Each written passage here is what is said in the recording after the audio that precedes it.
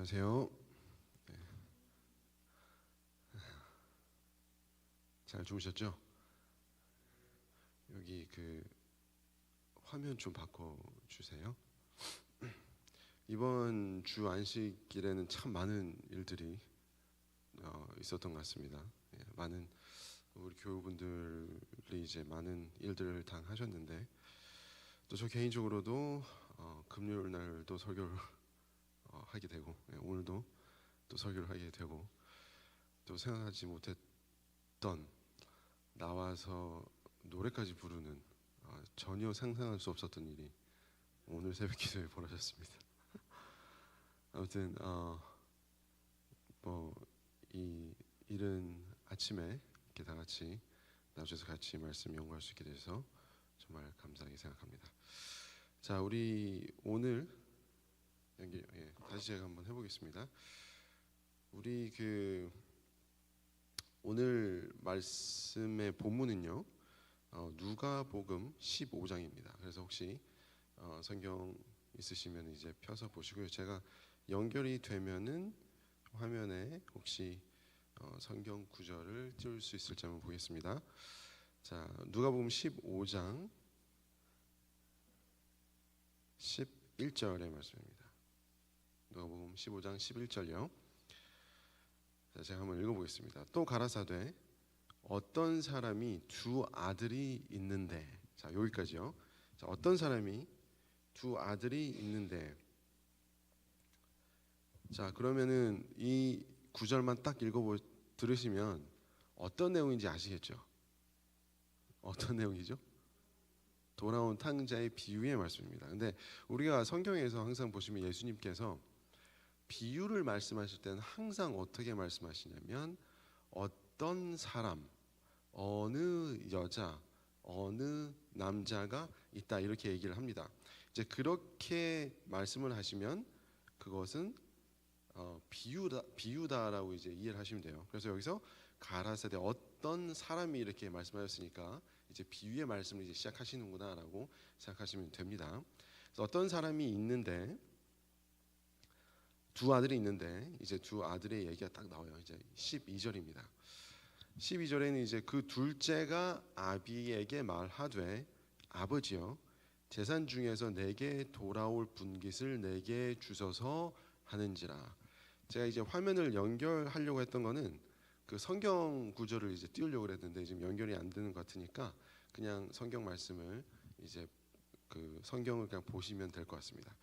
자, 여기서 둘째가 아비에게 말하되 아버지한테 나한테 돌아올 재산을 좀 주세요 이렇게 말한 거예요. 우리 다 아시는 내용이고 또 이 부분도 아마 많은 분들이 이해를 하시겠지만 이 고대 중동 이 지방에서 재산이 아들한테 가는 거는 대체로 어떤 때 일어나죠? 아버지가 돌아가시면 일어납니다. 물론 왕이나 또 되게 높은 자리에 있는 귀족들은 약간 예외는 있었어요. 그러니까 예를 들면 다윗은 살아생전에 솔로몬에게 자신의 모든 유산을 줬습니다. 아예 다 왕자도 주고 줬어요. 그죠? 거긴 이제 그런 예외는 있는데 다른 점은 뭐냐면 다윗은 왕인 아버지인 본인이 물려줬습니다. 근데 여기서 보면은 그 물려달라고 누가 요청을 해요? 그 아들이 요청을 합니다. 그러니까 이 아들이 요청을 한다는 것은 아버지가 빨리 어떻게 해달라는 말과 똑같아요. 좀 뭐 이렇게 굳이 빨리 돌아가셨으면 좋겠다 이 여기까지는 아니다 하더라도 나는 지금까지 아버지가 빨리 어떻게 돼도 상관없이 나는 뭐를 기다렸다는 거예요. 나는 그 재산만 기다리고 있었다는 겁니다. 그러니까 이 아들의 태도에서 우리가 나타날 수 있는 거는 이 아들의 포커스는 아버지가 아니라 재산, 그 물려줄 재산에만 아주 그냥 몰두했어요. 그래서 아버지가 돌아가시든 말든 상관이 없다라는 거예요. 근데 여기서 보시면 우리가 이 우리의 모습이 둘째 아들의 모습과 닮지 않았나 하는 생각을 하게 됩니다. 우리가 이 세상을 살면서도 우리는 축복이 필요해요. 그죠? 아버지의 복이 필요합니다. 그래서 우리가 매일매일 삶을 살기 위해서 항상 우리가 기도하는 것이 있죠. 오늘도 안전하고 아무런 사고 없이 하루를 잘 지내게 이 무사고 안전이라는 축복이 필요하고요. 또 우리가 하루를 살기 위한 먹을 것, 마실 것, 입을 것, 또 우리가 쉴 곳, 우리가 어디 다닐 수 있는 교통 수단 다 필요합니다. 그죠? 그걸 위해서 우리가 매일매일 기도를 하잖아요. 그죠? 축복을 위해서 매일매일 기도를 해요. 근데 우리가 아버지와의 관계, 이 둘째 아들처럼 아버지가 어떻게 되든 상관없이 그 축복만 바라는 것처럼 혹시 우리도 기도는 매일 하는데 아버지와 대화는 해요. 근데 아버지와의 관계보다 아버지보다 그 아버지를 통해서 오는 그 재물에 더 관심이 있는 건 아닌가 한번 돌아볼 필요가 있다는 것입니다. 우리 매일매일의 기도를 통해서 우리가 아버지께 요청을 할 때 아버지와의 사랑, 아버지의 관계를 먼저 생각하시는지, 아니면 그냥 우리가 매일매일 삶 속에서 살아갈 필요한 것들만 요구하고 끝이 나는 건지 한번 생각해 볼 필요가 있다는 겁니다. 그러면 여기서 우리가 첫째 아들과 둘째 아들은 어떻게 달랐을까를 한번 생각해 볼게요. 우리 둘째 아들은 이렇게 시작이 되는데 이제 첫째 아들의 모습을 우리가 어디서 볼 수 있냐면 마지막, 이 이야기의 가장 마지막에서 볼 수가 있습니다. 그죠? 이제 마지막 그 구절 한번 볼게요. 25절로 한번 앞으로 뒤로 확 가보겠습니다. 25절 가시면 이제 큰 아들의 모습이 나옵니다. 이야기의 말미 마지막 부분에 있는 거예요. 그 25절에 이렇게 되어 있습니다. 맏아들은 밭에 있다가 돌아와 집에 가까웠을 때 풍류와 춤추는 소리를 듣고 모든 사람이 기뻐서 춤을 추고 있어요. 26절 한 종을 불러 이 무슨 일인가 물은데 대답하되 당신의 동생이 돌아왔음에 당신의 아버지가 그의 건강한 몸을 다시 맞아 들이게 됨을 인하여 살찐 송아지를 잡았나이다 하니, 자 지금 분위기가 어떻습니까? 온 집안이 어때요? 이 돌아온 탕자로 인해서 모두가 어때요? 지금 막 너무 잔치 분위기입니다. 막 너무 즐거워요. 모두가 행복합니다. 누구 빼고? 큰 아들과 살찐 송아지 빼고는 다 행복해요 지금. 그죠? 너무나 행복한 가운데 있는데 28절에 가서 보시면 저가 노하여 들어가기를 즐겨 아니하거늘. 그러니까 이 맏아들은 아버지의 집을 떠났어요, 안 떠났어요? 안 떠나고 그냥 그대로 머물러 있던 사람인데 떠났던 그 형제가 돌아온 것을 보고 어떻게 하려 그래요? 집에 들어가기가 싫어요. 우리가 아버지의 집, 어쩌면 이제 많은 우리 그 재림교인들은 아버지 집에 그냥 그대로 머물러 있는 큰 아들의 모습일 수도 있습니다. 근데 우리가 가끔씩 보면 아버지의 집인 교회를 막 떠났다가 이제 다시 들어올까 말까 하시는 분들이 또 있어요. 근데 그런 분들을 볼 때 저 사람이 오면 난 교회 가기 싫은데라고 생각이 드실 수도 있단 말이에요. 근데 그 모습이 누구의 모습이냐면 큰 아들의 모습이라는 겁니다. 자, 이 큰 아들이 이제 말하기를 아버지께 대답하여 가로되 내가 여러의 아버지를 섬겨 명을 어김이 없거늘 내게는 염소 새끼라도 주어 나와 내 친구로 즐기게 하신 일이 없더니라고 했습니다. 자, 여기서 모습을 보면 아들은 자기를 무슨 취급을 하고 있어요? 여기서 아버지께 여러 해 동안 섬겨서 뭘 했다고요? 막 일을 했다는 거. 그러니까 이 맏아들의 모습은, 우리가 둘째 아들의 모습은 재물에만 포커스를 두고 아버지는 안중에도 없었다 그랬잖아요.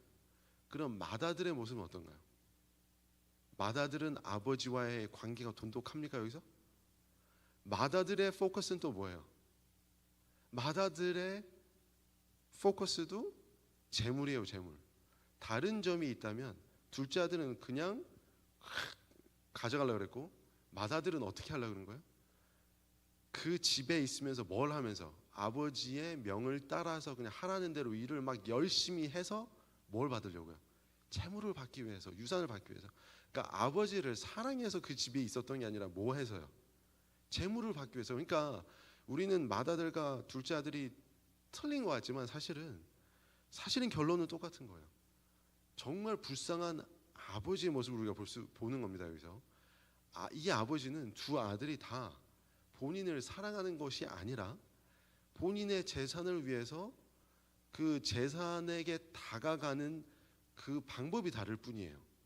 맏 아들도 아버지 집에 있었지만 그 집에 있었던 이유는 그 재물을 얻기 위해서, 아버지의 말씀을, 명을 어김이 없었다. 아버지의 말씀을 그냥 다 들었어요.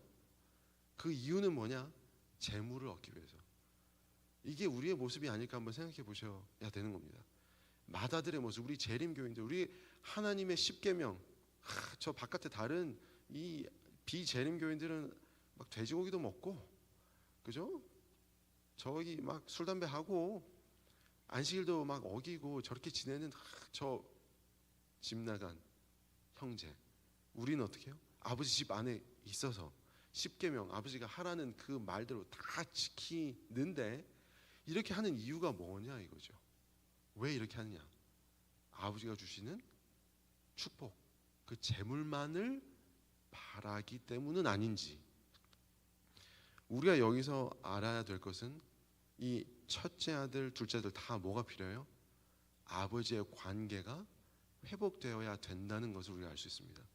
그러니까 우리의 모습이 정말 하나님이 주시는 복만 바라는 것인가, 아니면 첫째로 하나님과의 관계를 회복시키 아버지와 사랑하기 위함인가? 그래서 우리가 아버지 집에 있는 것인가를 한번 잘 우리를 돌아봐야 된다는 것입니다. 자, 이제 돌아가서요, 다시 11, 12절을 가서 보시면 이제 두 번째 부분인데, 여기서 이제 그 둘째가 그 나의 유산을 주세요라고 했을 때 아버지가 둘째, 우리는 어떻게 생각하시냐면 아버지가 그래서 탁 이렇게 나눠서 그 둘째한테 줬다라고 생각합니다. 근데 여기서 보시면 아비가 그 살림을 어떻게 줬어요? 각각 나눠줬다 그랬어요. 그러니까 이게 영어 성경에서도 보면 divide to them이에요. 그러니까 이게 뭐냐면 둘째 아들에게만 요때 준 게 아니라 나눠가지고 누구한테도 준 거예요. 사실은 첫째한테도 주고 둘째는, 그러니까 이때 벌써 나눠서 주신 거예요, 아버지가. 근데 첫째 아들이 이거를 모르고 있었다는 겁니다. 그러니까 왜? 이 첫째 아들은 어떻게 해야 아버지의 축복을, 재산을 받을 수 있다라고 생각을 했냐? 열심히 일을 해서, 열심히 아버지의 말을 들어서. 누구의 모습과 똑같아요? 안식교인. 그죠? 우리는 십계명을 막 지켜야지. 하나님 교회, 우리 교회에 와서 막 예배를 이렇게 막 열심히 드려야 하늘나라 가는 줄 알아요. 그죠? 근데 사실은 벌써 하나님의 이 아버지께서는 그 재산, 축복을 정해서 주셨는데 이 큰아들이 이걸 깨닫지를 못한 거예요. 왜? 너무 이 머릿속에 나는 열심히 일해야 된다, 하나님 아버지의 말씀을 잘 들어야 된다, 요거에만 머물러 있기 때문에 아버지가 주시는 그 재물을 몰랐다는 거죠. 만약에 이 아들, 큰아들이 조금만 아버지와 관계가 있어서, 아버지와 사랑하는 그 관계가 있어서 아버지가 이렇게 하셨던 것을 알았다면 그의 마음이 어땠을까요? 나는 막 열심히 해야지 아버지의 사랑을 받는구나라는 마음을 버리고 자원하는 마음으로, 벌써 아버지께 이 재물을 받았기 때문에 사랑하는 마음으로 아버지의 말씀을 더 지키고 일을 하고 할 수 있지 않았을까요? 그러니까 이제 그게 우리가 갖추어야 될 그런 모습이라는 것입니다. 자, 우리가 그 이제 뒤에 이야기를 다 아시죠? 이제 13절, 그 후 며칠이 못 돼요, 둘째 아들이 재물을 다 모아가지고 먼 나라에 가서 거기서 허랑방탕하여 다 그 재산을 허비하더니, 이제 14절요, 다 없이 한 후에 그 나라에 크게 뭐가 들어요? 흉년이 들어서 저가 비로소 궁핍한지라라고 나옵니다.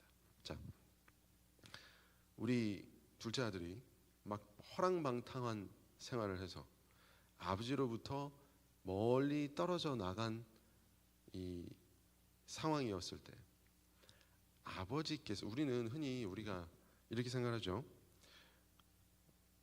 하나님께로부터 사이가 멀어졌을 때 우리가 어떻게 해야 된다고 생각해요? 우리가 막 아버지를 찾아야 된다고 생각하는데 여기서 보시면 아버지께서 그 둘째 아들을 되찾기 위해서 자기에게로 아버지에게로 다시 돌아오게 하기 위해서 무엇을 주는 거예요? 흉년을 내린다는 것입니다. 흉년이 뭐예요? 흉년. 우리 여러분의 생에서도 흉년이 드시나요? 우리의 인생 굽이굽이 흉년이 듭니다. 그죠? 고민과 고난과 이 시험과 참 어떤 분들은 인생이 그냥 굽이굽이 다 고난과 시험이에요. 시험거리. 그러니까 뭐가 하나도 편하지가 않아요.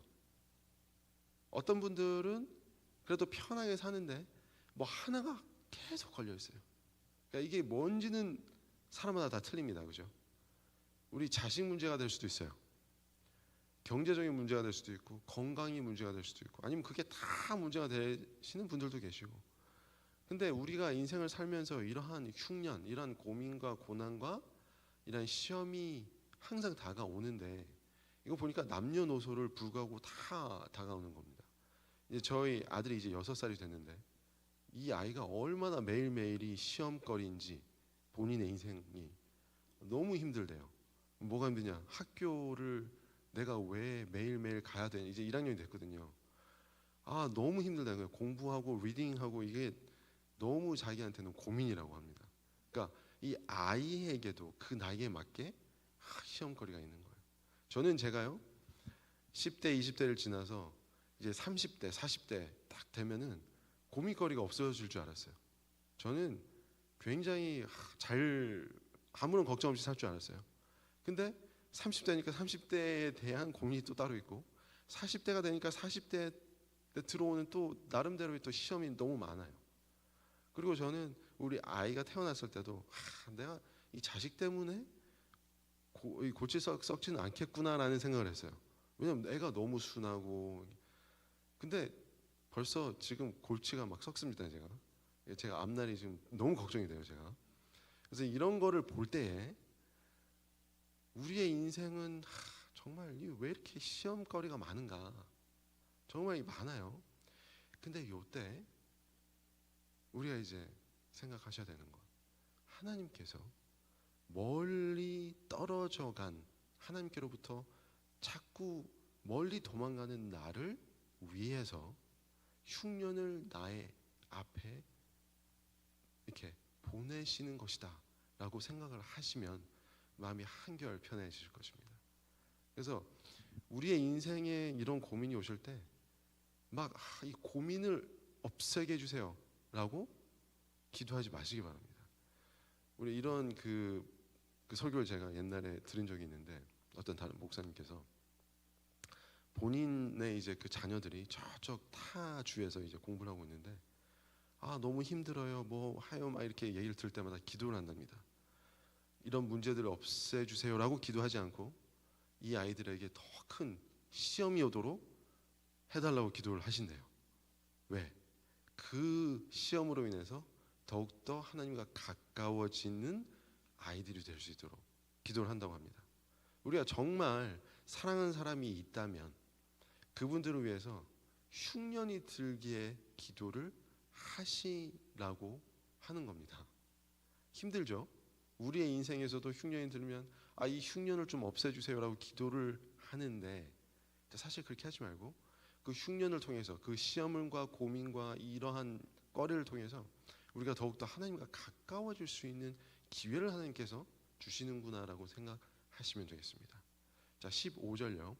가서 그 나라 백성 중 하나에게 붙여 사니 그가 저를 들러 보내어 돼지를 치게 하였는데 여기서 참 재미있는 포인트가 이 부분이에요. 이게 뭐냐면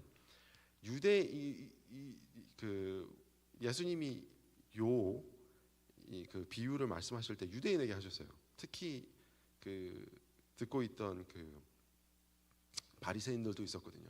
그 바리새인들 향해서도 큰 아들에 대해서 비유를 하셔가지고 말씀을 하신 것이고, 그래서 유대인들에게는 가장 천한, 그러니까 절대 해서는 안 되는 것 중에 하나가 돼지입니다. 가까이 해서는 안 되는 것 중에 하나가. 그러니까 우리 재림교인들도 돼지고기 안 먹잖아요, 그죠? 돼지고기 안 먹고 이게 피하고 이렇게 하듯이 유대인들도 돼지는 절대 가까이 하면 안 돼요. 아예 돼지를 먹는 걸 떠나서 돼지를 가까이 한다, 뭐 돼지를 친다, 사육한다, 절대 말이 안 되는 겁니다. 그러니까 이 이방 사람들이 이 유대인 청년에게 가서 돼지를 치게 했다는 것은 무슨 얘기냐면, 이 어떻게 취급한 거예요? 그러니까 이 유대인의 아예 아이덴티티, 그냥 이 자신의 이 아예 완전히 말살시켜 버리는 그러한 작용을 한 것입니다. 그러니까 한마디로 우리가 이 실물교훈에 가서 보시면 이 장면을 가지고 화이트분께서는 이 둘째 아들이 죄의 노예가 된, 로마서에 나온 죄의 노예가 된 그 상태를 실질적으로 예수님께서 유대인들에게 보여주신 것이라고 하는 것입니다. 그러니까 우리가 아버지께로 멀리 떠나가게 됐을 때는 완전히 죄의 노예가 된다는 거예요.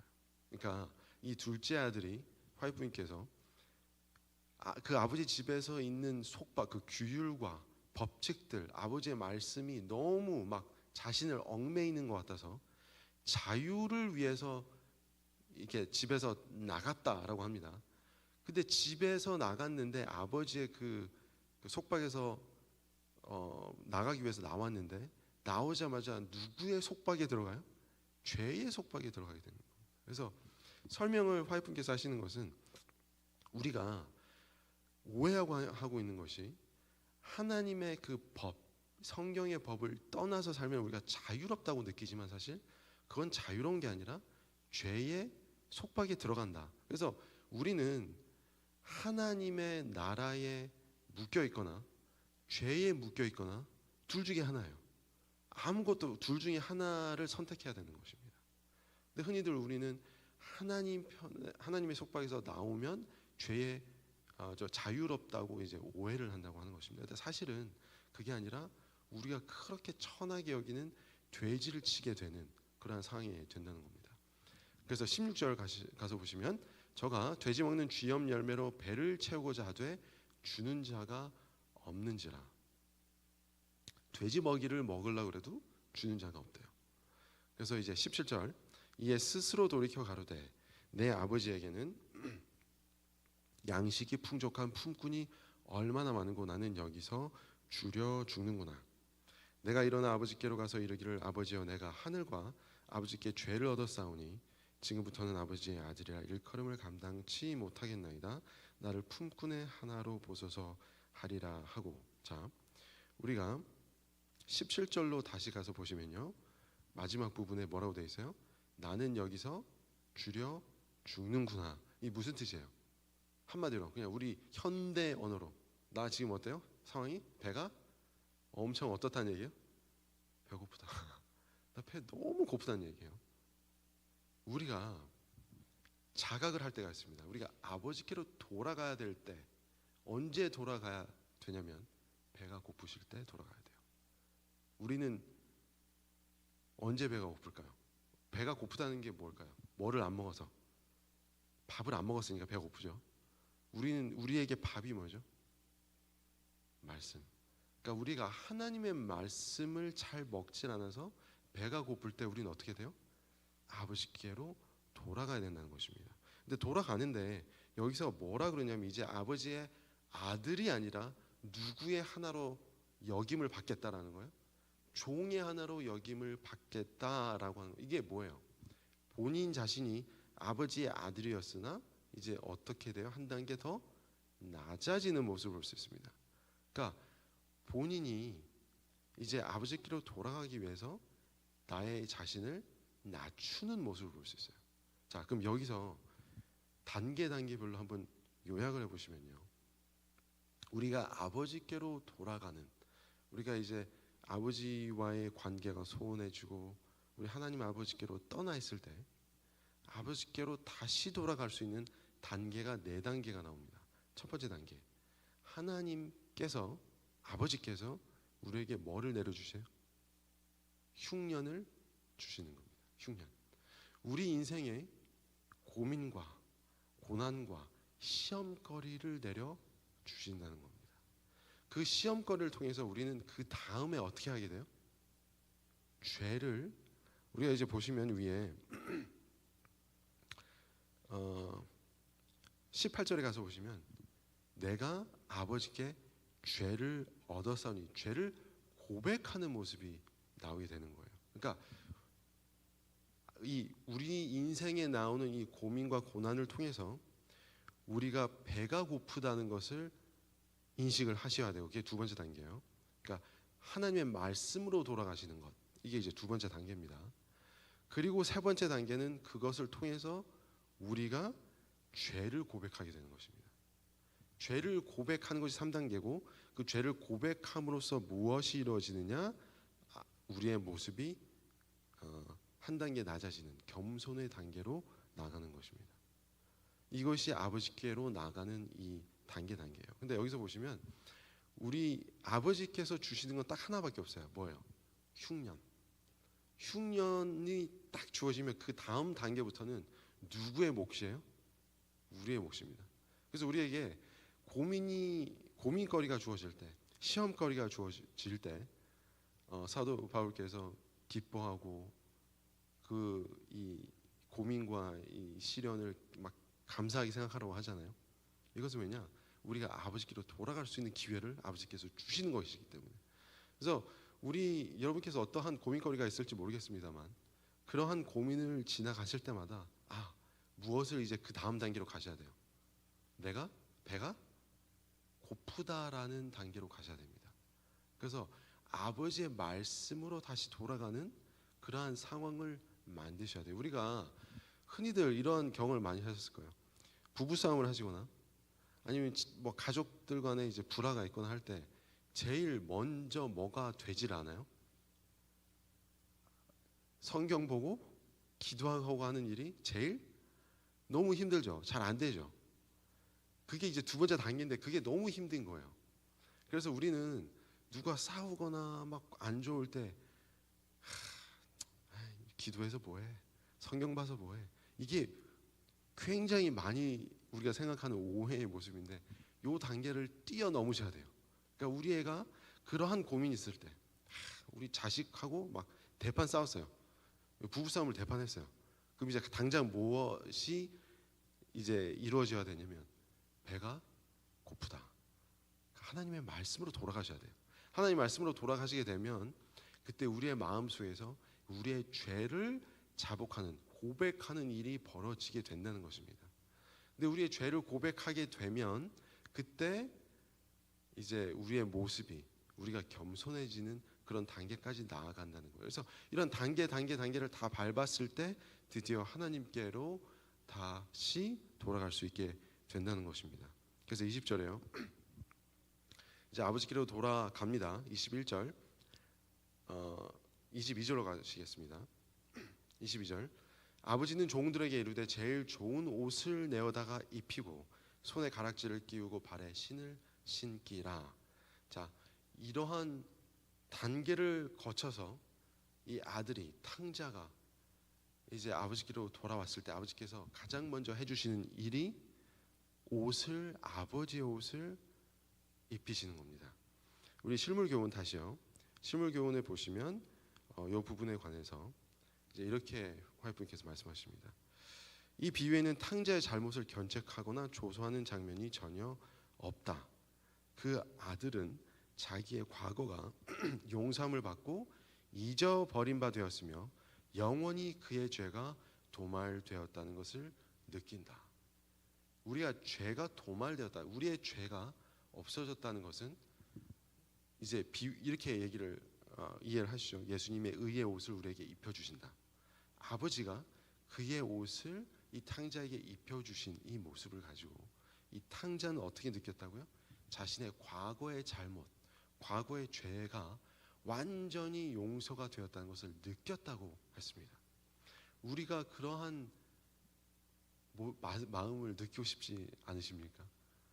우리가 계속 매일매일 어떠한 잘못, 옛날에 우리가 지었던 참 정말 큰 잘못, 지저분한 죄, 이러한 것들이 우리 머릿속을 계속 따라다니지 않으세요? 그러한 것을 완전히 도말하는 느낌을 받기 위해서는 탕자가 겪었던 그 경험을 느끼셔야 됩니다. 무엇이냐? 우리에게 다가오는 시험과 시련과 고난을 기쁜 마음으로 받아들이세요. 그 마음이 올 때마다 하나님의 말씀으로 돌아가시는 연습을 하시기 바랍니다. 말씀으로 돌아가심으로써 우리의 죄를 계속 자백하고 그때 우리를 낮추게 되는 그 마음. 그러니까 다 내 탓이요, 다 내 잘못. 그러니까 내가 완전히 이 땅에 나의 그 겸손함으로 나의 자아가 떨어질 때 아버지께로 돌아가게 되는 그 일이 벌어질 때는 우리의 과거가 어땠든지 어떠한 큰 무서운 죄를 우리가 지었든지 아버지께서 그것을 완전히 덮어주신다는 겁니다.